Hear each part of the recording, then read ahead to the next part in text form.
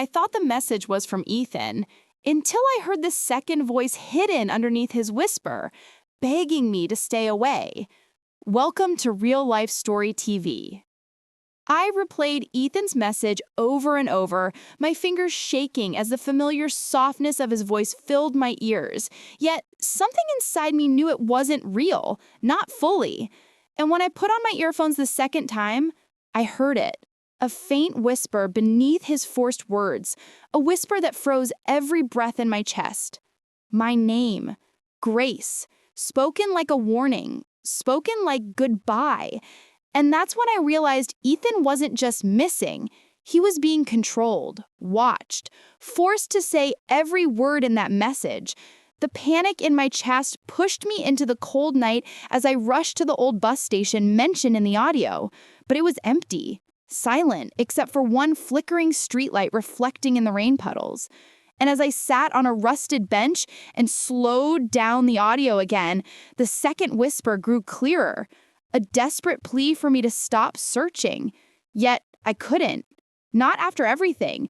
So I followed the only clue left, heading straight toward the abandoned workshop behind Ethan's childhood home, the place he had always been afraid of.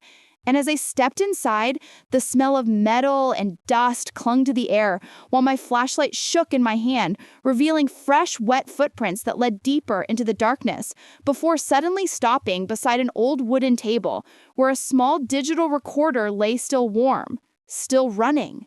With a trembling thumb, I pressed play, and Ethan's broken voice filled the room, telling me if I found the recorder, then he was near, and I shouldn't trust anyone. Not even before the message cut off sharply, making my heart collapse inside my chest just as a loud slam echoed through the workshop.